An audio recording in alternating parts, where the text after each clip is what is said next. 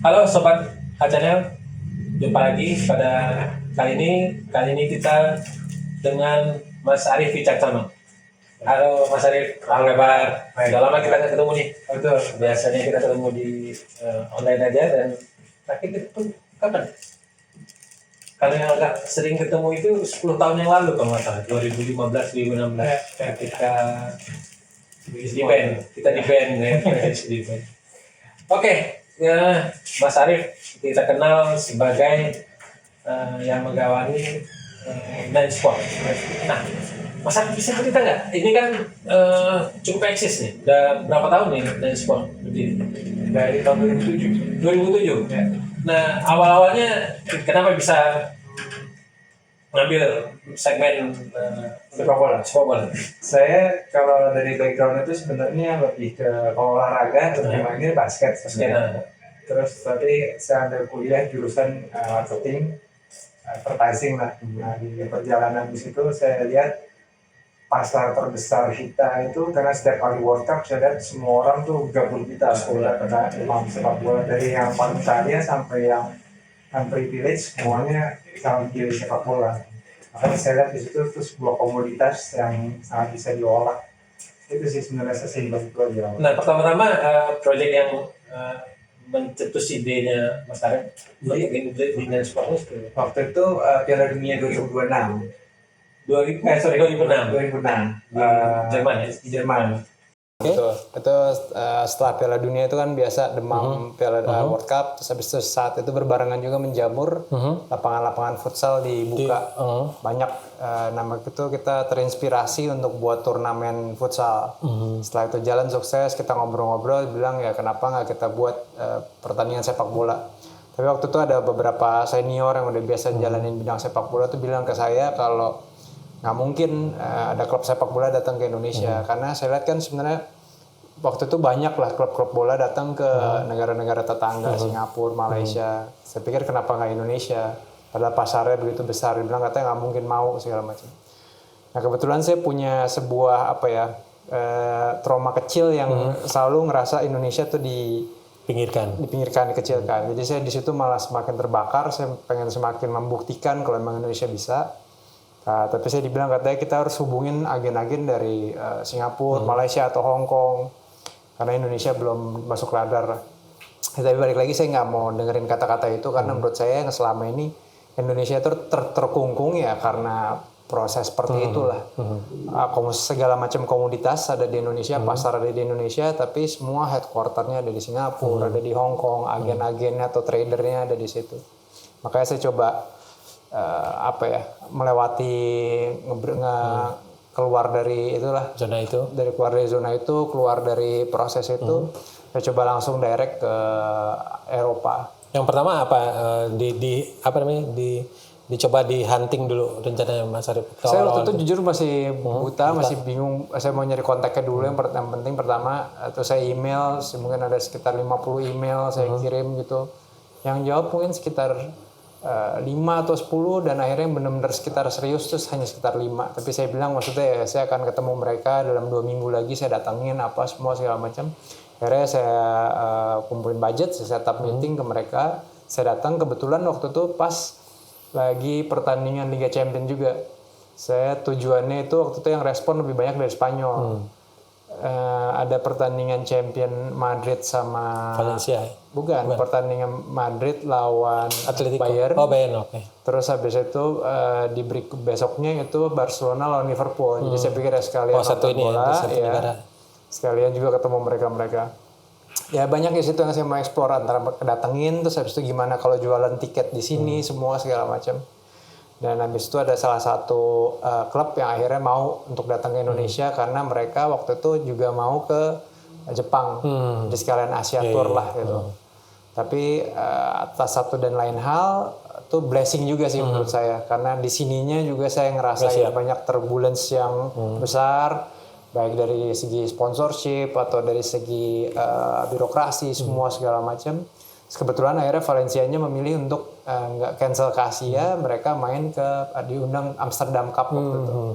Ya udah akhirnya blessing di situ, dan saya pikir wah kayaknya cukup berat nih ya di bidang sepak bola nih. Itu saya pikir dengan mental saya waktu itu yang belum cukup, saya beralih ke musik. Tapi di setiap kali final Liga Champion atau pertandingan champion tuh saya sering buat nobar. Sampai akhirnya ada di Piala Dunia 2010. Dan di situ Spanyol juara. Kita kan waktu itu ada sebuah stigma kalau orang Indonesia nggak bisa main bola karena masalah fisik. Tapi habis itu kan itu terbantahkan dengan Spanyol kan. Juara. Makanya dari situ saya langsung balik lagi, saya pikir oh enggak lah. Yang saya pelajarin waktu itu bisnis yang baik adalah bisnis yang memberikan manfaat ke masyarakat. Jadi saya pikir nih bisa nih kayaknya sepak bola berhasil lah, atau Indonesia berhasil di bidang sepak bola.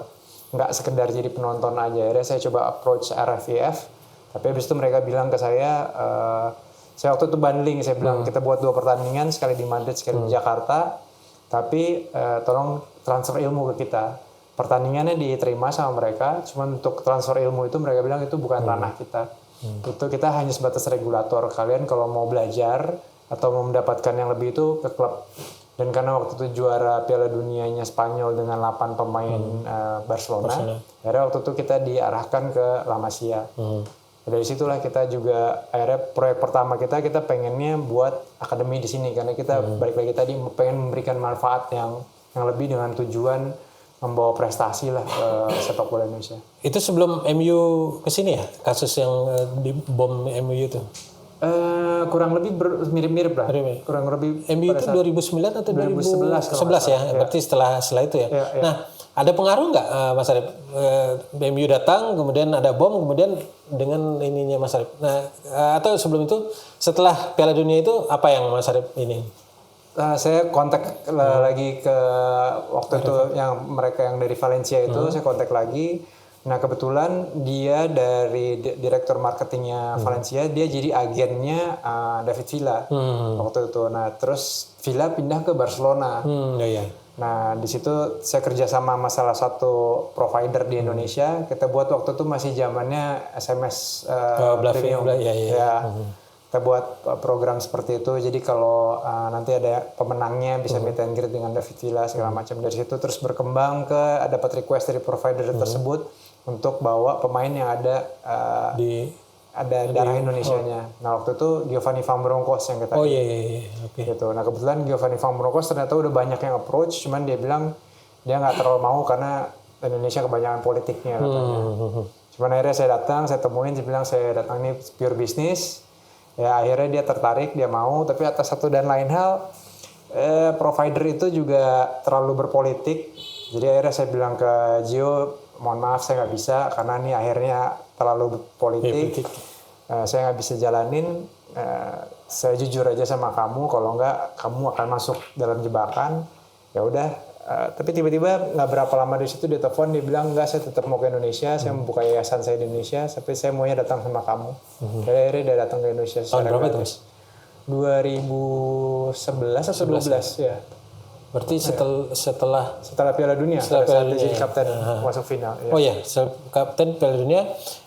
Nah kan di antara itu ada bom Kuningan tuh yang MU nggak jadi. Ada pengaruh nggak di usaha Mas Arif untuk mendatangkan klub itu waktu itu? Enggak sih. Kalau yang saya rasakan efek langsungnya sih nggak ada.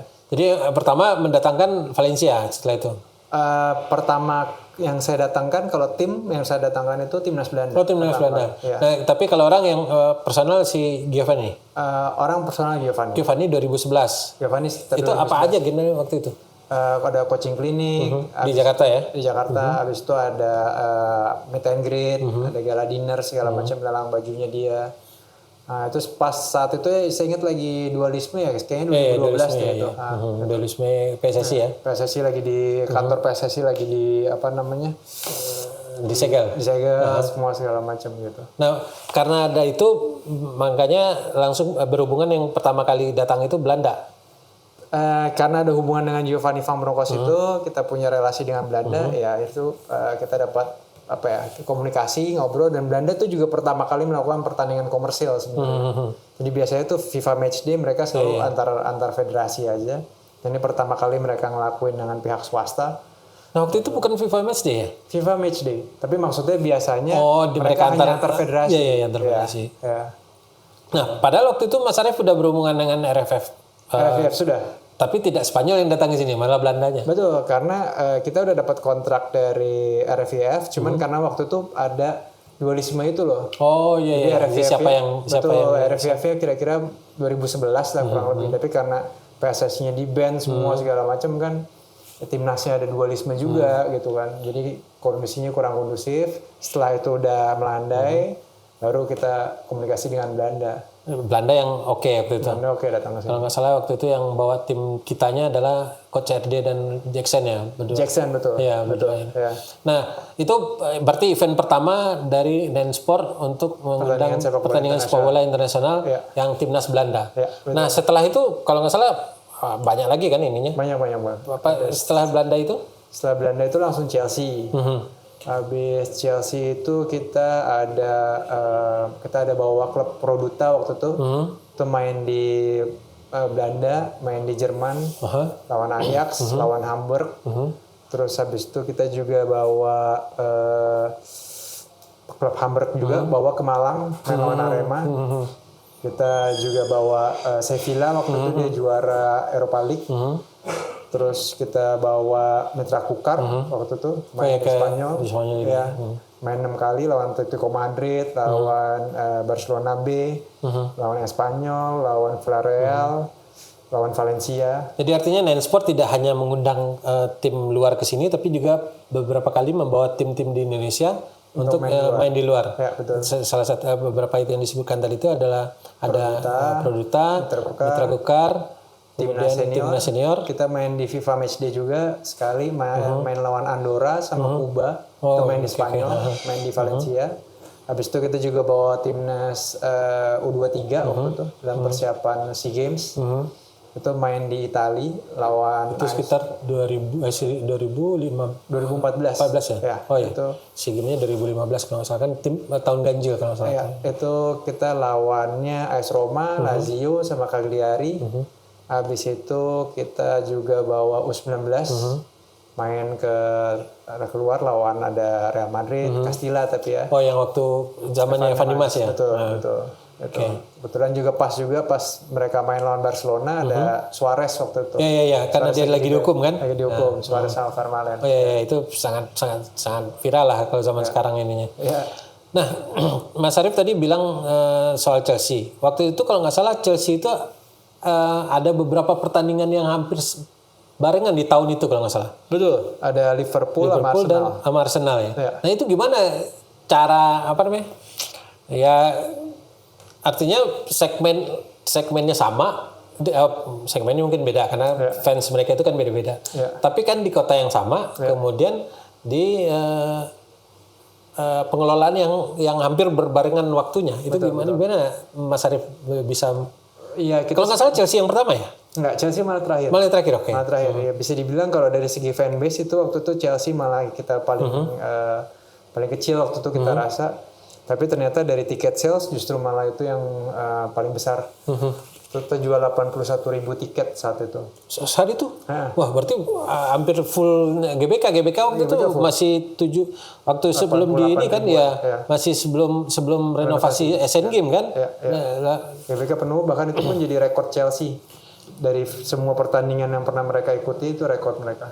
Apa ada hubungan ini? Karena Chelsea waktu itu kalau nggak salah ada sponsor BNI masuk di sana. Betul, ada juga. Ada efeknya seperti itu. Ada. Nah itu gimana waktu itu? Apakah Mas Arief yang menghubungi Chelsea kemudian tawarin GBK? Bukan, kalau itu jadi kita sebenarnya lagi fokus di timnas Belanda. Tiba-tiba habis timnas Belanda lagi perjalanan itu, tiba-tiba kita dapat callingan dari BNI untuk ikut pitching. Karena saya nggak tahu apa masalah yang sebelumnya apa, cuman saya ikut pitching di situ waktu itu ada 5 promotor kalau nggak salah, ada beberapa nama lah, saya lupa tepatnya. Terus habis itu cuman akhirnya kita yang menang, udah kita lanjutin proses tersebut. Dan cukup berprestasi besar dari sisi bisnisnya, ini penontonnya banyak dan juga sudah ada sponsor utama kan? Betul. Nah beda kalau seandainya kita harus cari sponsor lagi, kita hubungin lagi. Nah berarti semacam itu titik jackpotnya bagi Nensport lah, salah satunya ya? Salah satunya bisa dibilang. Salah satu. Oke. Nah, kemudian setelah kan eranya setelah 3 pertandingan itu Mas Arief lebih banyak ngirim tim keluar. Nah, Enggak juga. setelah itu apa yang diundang ke sini? Sevilla datang ke sini Itu tahun 2014 kalau nggak salah, habis juara Europa League. Habis itu ada Juventus, Ajax, terus Hamburg, terus habis itu ada AS Roma, terus ada apa lagi ya? Nah, Espanyol. Nah, itu semuanya kita yang propose atau ada lain yang seperti kasus case-nya Chelsea nggak? Enggak. Itu semuanya jadi benar-benar pendekatan Mas Arief dengan para manajemen mereka dan rata-rata yang paling cukup mudah lah di antara yang banyak itu berhubungan dengan negara mana atau klub mana? Cukup mudah. Sebenarnya nggak ada yang mudah. Cuman saya ngeliat kalau Belanda itu menurut saya karena kita punya history yang panjang, mereka nggak terlalu ngerasa ada distance yang besar sama kita. Mereka ngeliat bahkan mereka ada rasa kayak ingin turut membangun atau membantu kita. Itu sih yang saya lihat. Begitu. Makanya mereka lebih welcome untuk datang. Berarti dari tim Belanda itu selain timnas Belanda, Ajax. Ya, kita dapat VAR waktu itu juga dari Belanda. Itu di 2019. Video assistant referee. Oh, oke. Jadi pada saat keluar di Piala Dunia 2018, saya ngeliat langsung, wah ini bisnis opportunity nih. Karena saya ngeliat kan bisnis bola itu untuk cari iklannya tuh nggak terlalu banyak, nggak seperti kayak di basket. Jadi kita langsung cari tahu, dan kita juga baru tahu ternyata yang pertama kali bukan menginvent tapi pertama kali memperkenalkan ke sepak bola itu KNVB, kerja sama Hawkeye. Jadi kita approach karena kita punya hubungan panjang sama KNVB, kita hubungin KNVB, kita ketemu semua segala macam, oke. Dan pada saat itu dengan ketua PSSI kita juga dikasih surat. Akhirnya kita beli rights-nya dari Hawkeye, tapi habis itu kepotong dengan COVID 2019. Betul. Berarti dari kurun waktu dari 2000 setelah kita di ban ini Mas Arief yang beberapa klub tadi itu rata-rata 1 tahun berapa ada, tiap tahun ada? Setelah jadi kalau sebelum di ban itu kita sempat juga megang Liga Indonesia. Oke, yang KNB League ya. Yang 3 kali pertandingan. Betul, kita dapat kontrak 10 tahun, tapi ternyata juga hanya berjalan 1-2 minggu lah gitu. Terus habis itu kita juga dapat berbarengan kontrak Piala Dunia 2018. Di Rusia itu? Di Rusia. Ya. Nah, berarti memang Mas Arief fokus di kalau nggak mendatangkan atau NN Sport ini fokus mendatangkan, kalau nggak mengirim keluar. Ya, atau media rights lah. Semacam pada saat COVID kita juga banyak jual pertandingan friendly ke TV gitu. Karena di sini kita nggak bisa buat pertandingan, jadi pertandingan yang ada di Eropa kita jual ke sini. Apa aja tuh waktu itu? Banyak, ada Milan, ada Inter, ada yang mereka bikin Arsenal ya. Ada banyak lah, ada sekitar mungkin 20 pertandingan lebih lah gitu. Nah, dari perjalanan itu sampai COVID. Setelah COVID ini udah 6 tahun lah COVID berjalan. Apalagi yang di 2022 kita coba bawa Dortmund ke Indonesia, tapi 1 bulan sebelum pertandingan itu terjadi kanjuruhan. Jadi akhirnya mau nggak mau cancel. Terus habis itu di 2023 itu kita buat persiapan Piala Dunia U17. Kita bawa timnas U17 ke Bali, kita buat pertandingan melawan Barcelona U18. Bukan yang dengan Pak Gede itu ya? Iya betul. Dengan Pak Gede itu. Iya. Oke. Nah, dari sejarah panjang udah lebih 15 tahun lah ya. Menurut Mas Arief, apa sih tantangan terbesar untuk ngundang dulu? Kalau ke sana nanti kita bahas lagi. Tantangan terbesar itu menurut saya Indonesia secara brand itu belum bagus lah. Positioningnya belum bagus. Compare tuh negara-negara seperti Jepang, Hong Kong, Korea, Australia. Apalagi negara-negara di Amerika, kota-kota besar di Amerika. Karena kan jika kita bicara brand sport seperti Real Madrid, Barcelona, ya brandnya cuma itu aja. Sedangkan yang mau itu kan ada ratusan negara yang mau. Nah, itu kita harus compete sama negara-negara seperti itu. Sedangkan dari segi brand Indonesia tuh belum terlalu bagus lah. Bahkan kalau seperti saya kecil, saya taunya Indonesia itu negara bagian ketiga, ada negara bagian kedua, ada yang satu, ketiga pun posisi nomor berapa lagi kan? Mungkin gitu kan. Gitu. Nah, kira-kira apa yang harus dibenahi oleh Indonesia? Rebranding sih pasti. Kalau bicara branding itu kita harus rebranding. Dan ya pertandingan event internasional ini itu salah satu bagian dari rebranding. Kayak contoh kan kemarin juga kita sempat ada konser Coldplay. Di kita cuma ada sekali, tapi di Singapura berkali-kali. Nah, padahal bisa dilihat mungkin orang yang nonton tuh orang Indonesia yang banyak kan? Betul. Bahkan pada saat saya di musik itu sempat ada klausel yang saya tahu mereka akan dibayar beberapa kali lipat asal nggak ngambil Indonesia. Gitu ya? Sampai segitunya orang mainin kita?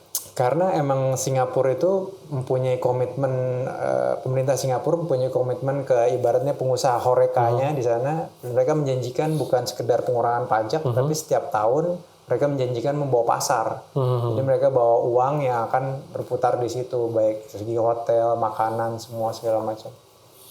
Berarti rebranding itu yang pertama. Ya. Kemudian berikutnya ada nggak yang harus dibenahi selain itu?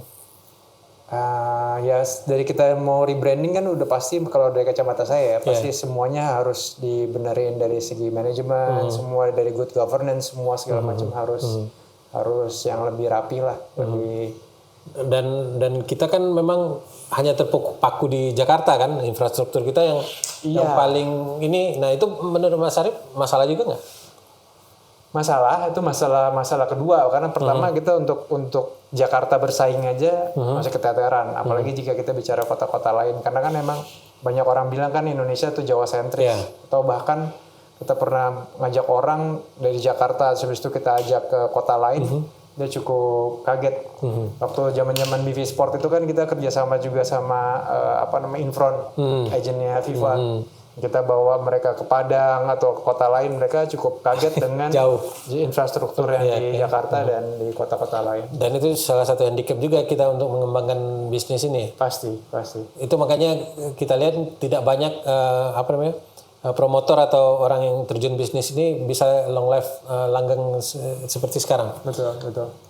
Nah, harapan Mas Arif untuk pengembangan ke depan dari Nine Sport ini selain yang tadi yang mengirim keluar dan mengundang di sini, karena kan ya value mereka kan juga akan naik juga kan. Kalau nggak salah kayak Madrid itu awal 2010-an ke sini itu sekitar 3 juta satu match dia. Satu match satu paket. Nah sekarang tentu nggak mungkin segitu. Nggak mungkin. Ya kan 2013 sampai sekarang udah 16 tahun. Kalau kita ngitung inflasi aja setiap tahun 10%, berarti udah lebih dari 100% mestinya. Nah makanya kalau untuk mengembangkan bisnis seperti itu ya selain itu tadi yang harus ditingkatkan ya value itu juga harus kita jaga juga kan. Betul. Oke. Ini kan dari 2013 kan udah cukup lama. Nah kita melihat tidak ada lagi perusahaan-perusahaan baru yang mengikuti ini. Nah menurut Mas Arif apa sih yang menjadi kendala bagi mereka? Saya kurang tahu kalau untuk mereka. Cuman yang saya lihat pada saat 2013 itu, pada saat banyak klub-klub datang sini, saya lihat banyak perusahaan-perusahaan olahraga atau sepak bola tuh yang menjamur lah buka, karena maksudnya kan terinspirasi atau industrinya menggeliat lagi.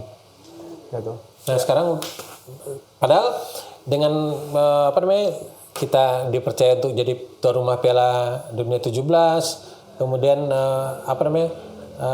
ditambah lagi dengan datangnya beberapa klub, harusnya kan klub-klub dunia juga sudah tertarik ke sini.